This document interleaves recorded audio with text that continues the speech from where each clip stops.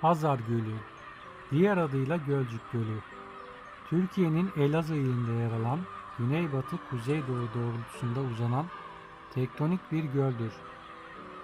20 kilometre uzunluğunda, 5-6 kilometre genişliğinde, kabaca elips şeklindedir.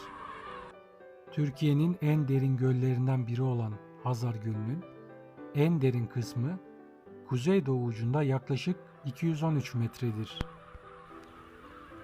Bölgenin en güzel yerlerinden biri olan Hazar Gölü'nün bizi kendisine çeken kısmıysa tabii ki göl ve çevresinde bulunan kuşlar. Kuş popülasyonu bakımından ilk sırada martıların yer aldığı gölde Van Gölü martısı, gümüş martı, karabaş martı, büyük karabaş martı ve ince gagalı martı olmak üzere 5 farklı martı türü gözlemlenmiş.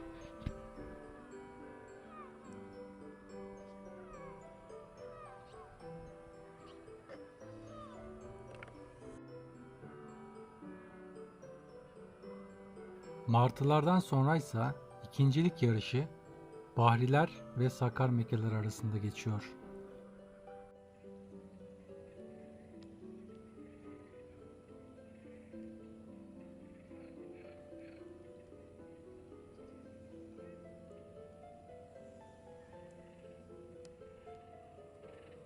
Martıları ve bahrileri görüntülerken birden bir gece balıkçılığı hemen çekim yaptığımız alanın önünde bulunan küçük çalılıklara konuyor ve o an bu sevimli misafirimizi korkutmadan görüntüsünü alabilmek için yavaşça kameramızı ona doğru çeviriyoruz.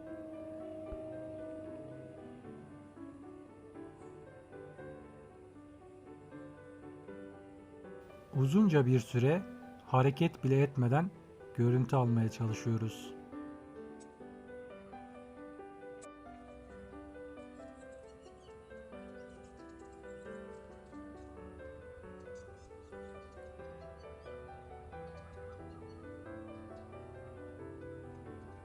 Ancak gece balıkçılığı biraz çalıların arasında kalıyor ve tam da istediğimiz kareleri alamıyoruz.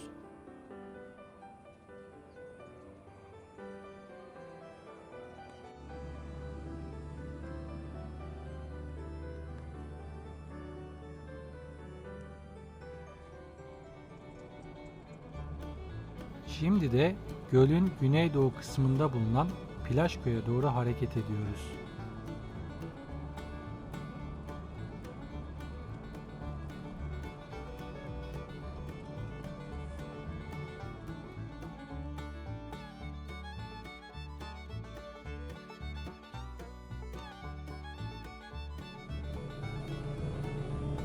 Yolda giderken hemen suyun kıyısında bir küçük akbalıkçılı görüyoruz.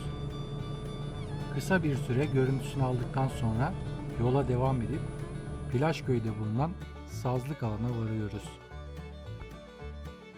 Bu bölgenin kuşkusuz hakimi bahriler. Bahriler dışında dikkatimizi 2 adet angıt kuşu çekiyor.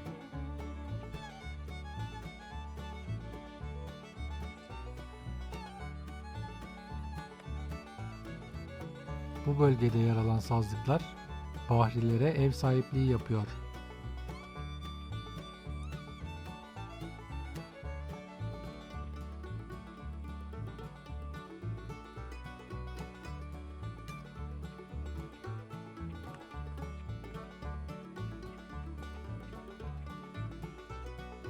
Burası gerçekten de gölün en güzel yerlerinden biri.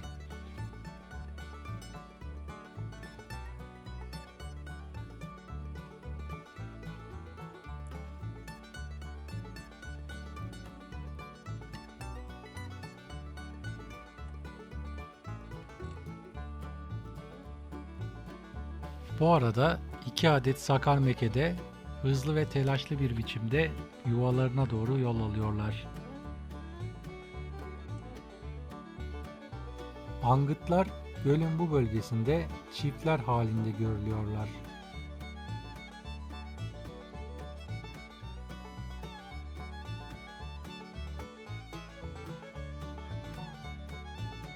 Küçük halkalı cılıbıt da bu bölgenin sakinlerinden.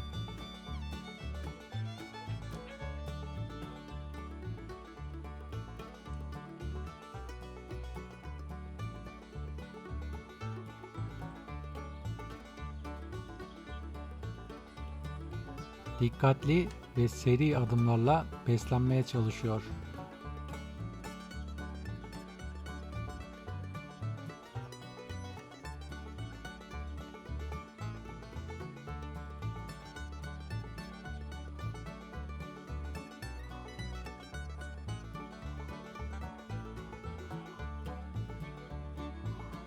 Pilaşköy Gezin arasında bulunan ve Zıkkım Deresi'nin göle döküldüğü alana doğru giderken arı kuşlarına rastlıyoruz.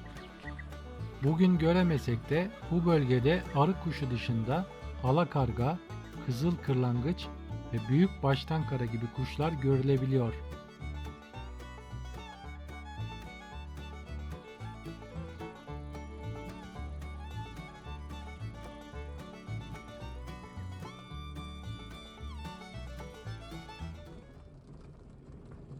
Kısa bir yolculuktan sonra hedeflenen alana varıyoruz.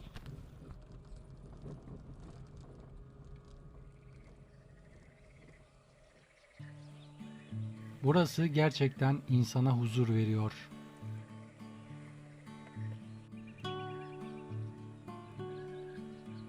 Su kıyısında beslenen ve tüy bakımlarını yapan kuşlara fazla yaklaşmadan ve onları ürkütmeden ağaçların arasında bir yere yanaşıp onları izlemeye başlıyoruz.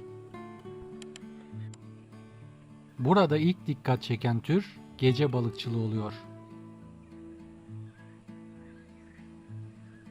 Karşıdaki çalılıkların üzerinde ve su kıyısında beslenmekte olan tahminen 80'den fazla birey görülüyor. Burası onların yuvası.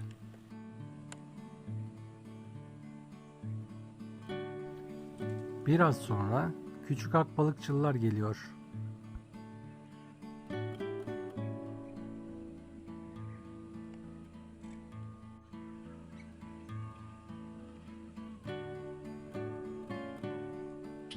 İki gece balıkçılı, karşı çalılıklardaki arkadaşlarının aksine kıyıda beslenmeyi tercih etmişler.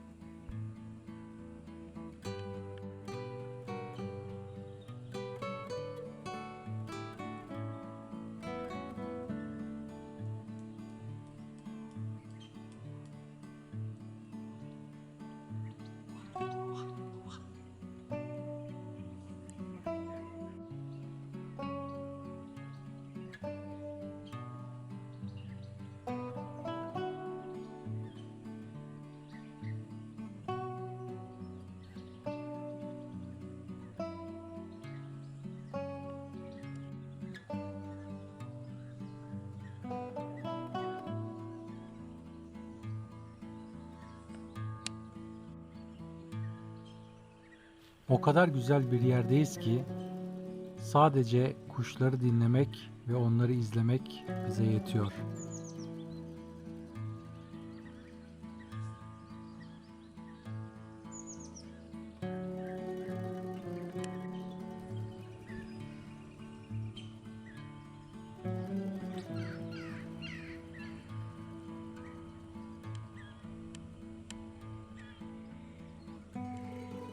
Ve bizi heyecanlandıran bir türle karşılaşıyoruz.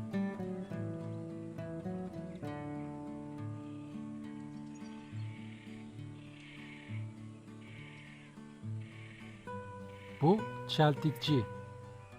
Daha önce kertik listemizde bulunmuyordu.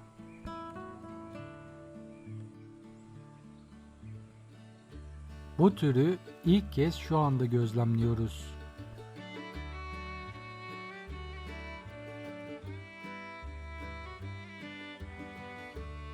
Gerçekten heyecan verici. Bunun ne demek olduğunu kuş gözlemcileri iyi bilirler.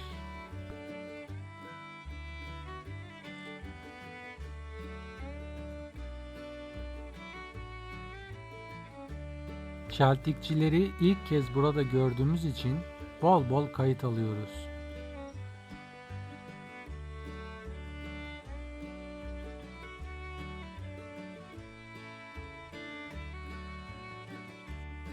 Çeltikçi göçmen bir kuş. Avrupa'daki kuşların çoğu kışı Afrika'da ve Kuzey Amerika'da geçirir.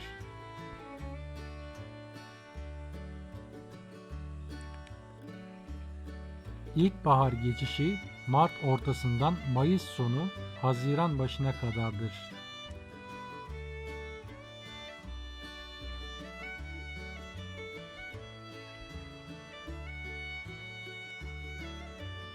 Çoğunluk Nisan'ın ikinci yarısında olmakla birlikte ikinci bir yoğunluk Mayıs başı olabilir. Koloniler halinde ağaçlarda, çalılıklarda ve çoğunlukla karabataklar, balıkçılar ve kaşıkçılarla birlikte yuvalanır.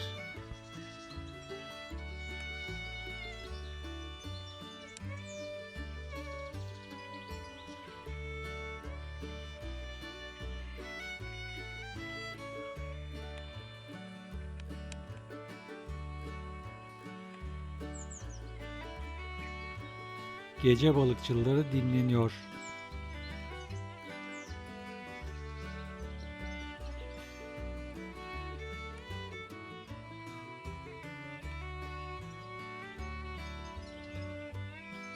Burası kuşlar için gerçekten çok önemli bir alan.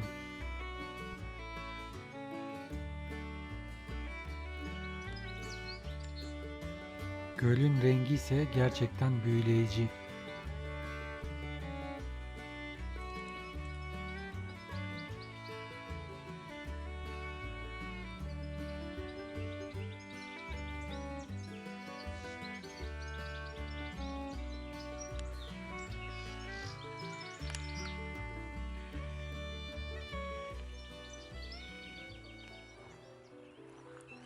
Bu doğal güzelliklerin kıymetini yeterince bilebiliyor muyuz?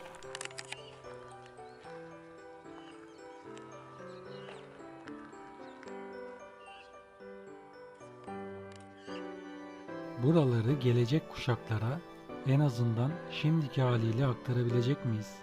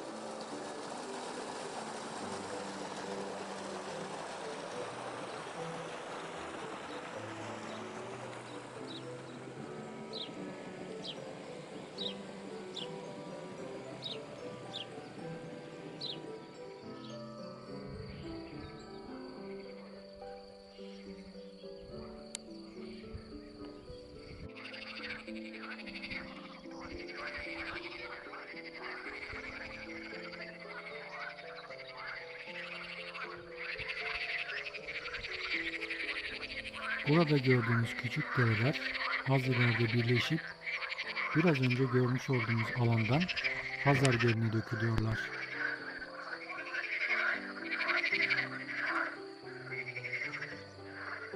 Geçtiğimiz yıllarda buralarda sarı kuyruk sallayanları görmüştük.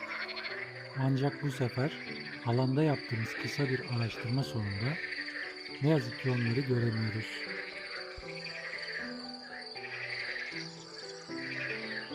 Doğa bütün cömertliğiyle bu güzel ilkbahar gününde gözlerimizin bütün pasını siliyor. Sıkıcı şehir yaşamından böylesine bir ortama gelince insanın içi huzur doluyor.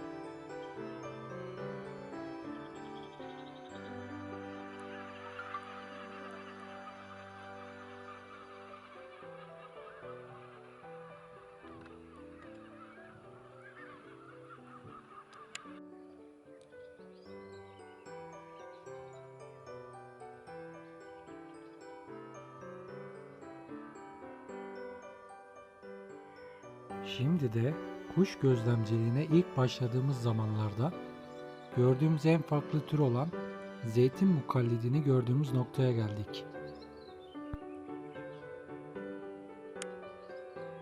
Ne zaman bu bölgeden geçsek o kuşu tekrar görebilmek umuduyla göl kıyısına iniyoruz. Ancak umduğumuzu bulamıyoruz.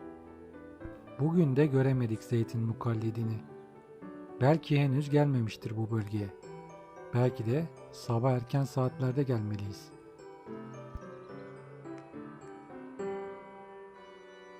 Kim bilir? Belki bir gün yine karşılaşırız.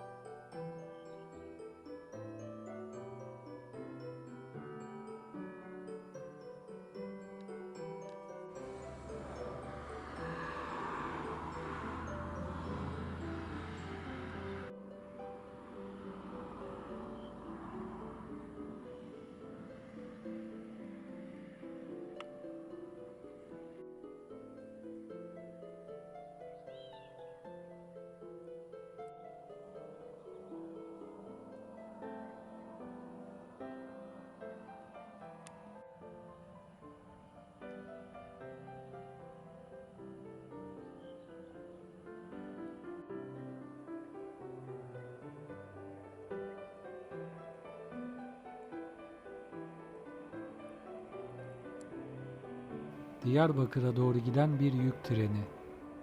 Bölgenin güzelliklerine güzellik katan detaylardan sadece biri.